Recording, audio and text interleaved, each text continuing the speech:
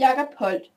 Jacob Holt should visit his friend Mary, but he did not reach out to a house outside town before darkness.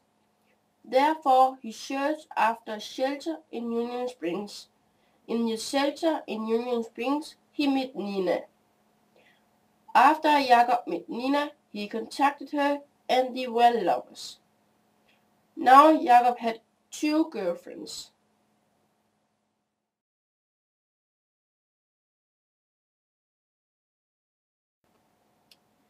Nina had much pain in her life and she ended as a crack addict. Mary had many backaches in her life because she was a cotton picker. Jacob Holt succeeded through 28 years to keep his 2 old girlfriends in the same town ignorant about his relationship to both.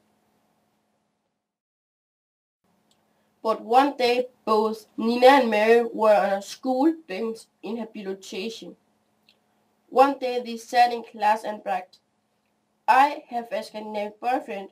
The other said, "I have also a Scandinavian boyfriend."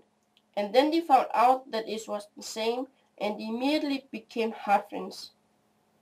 With many persons, you must share what you can get, the both to say it. That was also why Mary could tell Jacob that Nina had been murdered.